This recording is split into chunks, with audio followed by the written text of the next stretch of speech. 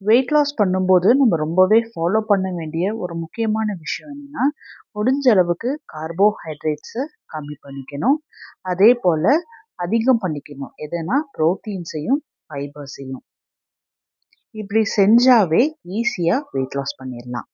இன்னைக்கு சோயா சங்க்ஸில் தான் ஒரு ரெசிபி பண்ண போகிறோம். இதை செய்யறதுக்கு கடாயில் 1/2 லிட்டர் தண்ணி எடுத்து கல்லுப்பும் சேர்த்து தண்ணி நல்லா கொதிச்சதுக்கு அப்புறமா 1 கப் சோயா சங்க்ஸ் போட்டு ஃப்ளேமை ஆஃப் பண்ணிவிட்டு சோயா சங்க்ஸ் நல்லா ஊறுற வரைக்கும் விட்டுறணும்.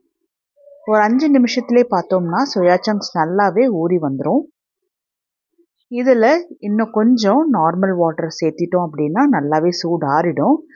சோயா சங்க்ஸை தண்ணியிலேருந்து நல்லா பிழிஞ்சி எடுத்து மிக்ஸி ஜாருக்கு ட்ரான்ஸ்ஃபர் பண்ணி காரத்துக்காக ஒரே ஒரு பச்சை மிளகா போட்டு நல்லா அரைச்சி எடுத்துகிட்டு வந்துடலாம். அப்போ நல்லாவே இது போல் பொடி பொடியாக ஆகிடும்.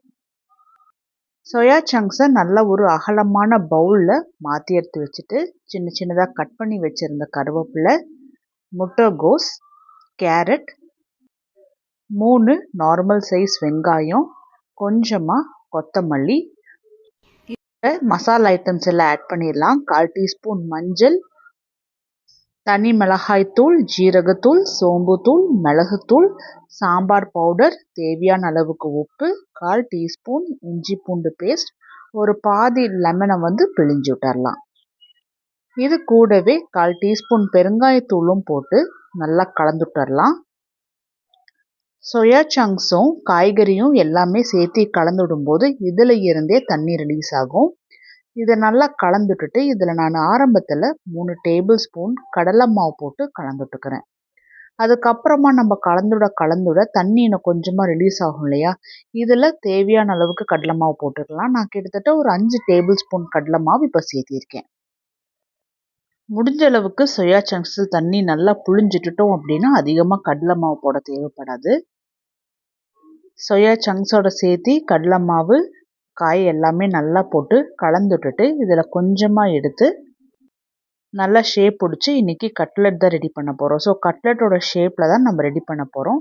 இதுக்கு நல்லா உருண்டை பிடிச்சதுக்கப்புறமா ஒரு கையில் நல்லா வச்சு நல்லா வீல் போல் இது ரொட்டேட் பண்ணி விட்டோம் அப்படின்னா நல்லா ஒரு ரவுண்டாக திக்னஸ் ஷேப்புக்கு வந்துடும். அதுக்கப்புறமா 2 உள்ளங்கையில் வச்சு நல்லா அழுத்தம் கொடுத்துட்டு நல்லா இது போல் ரவுண்ட் ஷேப் செஞ்சு எடுத்துட வேண்டியதுதான். இது போல் எல்லா மாவுலேயுமே நான் கட்லெட் ரெடி பண்ணி எடுத்திருக்கேன். தோசை தவா கொஞ்சமாக சூடானதுக்கு அப்புறமா 1 டீஸ்பூன் தேங்காய் எண்ணெய் ஊற்றி எண்ணெய் சூடானதுக்கப்புறம் ஒவ்வொரு கட்லெட்டாக ப்ளேஸ் பண்ணிடலாம். மிதமான சூட்டில் வச்சே கட்லெட்டை நல்லா வேக வச்சு எடுத்துக்கணும். ஃப்ளேம் ஆனில் வச்சோம் அப்படின்னா மேல் பாகம் எல்லாமே சீக்கிரமாக கருகுனது போல் ஆகிடும். மிதமான சூட்டில் வச்சு மூடி வச்சோம் அப்படின்னா கொஞ்சம் ஒரு 10 நிமிஷமாவது ஆகும் நல்லாவே உள்ளேயுமே வெந்து வரத்துக்கு. ஒரு கீழே பாகம் நல்லா வெந்ததுக்கு அப்புறமா இன்னொரு பக்கம் திருப்பி போட்டுக்கலாம். இதையுமே மூடி வச்சு வேக வைக்க போகிறோம். மெயினாக நம்ம மூடி வச்சு வேக வைக்கிறது ஏன்னா நம்ம வெயிட் லாஸ் பண்ணுறதுக்காக ரொம்ப கம்மியாக தான் எண்ணெய் சேர்த்திருக்கோம். அதனால உள்ளே எல்லாமே நல்லா வெந்து வரணும் இல்லையா, அதனால் மூடி வச்சோம் அப்படின்னா அந்த ஆவியில் நல்லா வெந்து வரும். சோயா சங்க்ஸ் கட்லெட் ரெடி ஆயிடுச்சு. இதை வேற ஒரு பிளேட்டுக்கு ட்ரான்ஸ்ஃபர் பண்ணிவிட்டு மீதி உள்ள கட்லெட்ஸுமே நான் இதே ப்ரொசீஜரில் நான் செமி ஃப்ரை பண்ணி எடுக்க போகிறேன். இதை ஷாலோ ஃப்ரை கூட பண்ணல, ஏன்னா ஷாலோ ஃப்ரைன்னு இன்னும் கொஞ்சமும் எண்ணெய் தேவைப்படும். சோயா சங்க்ஸ் கட்லெட் நல்லா சூப்பராக ரெடி ஆயிடுச்சு.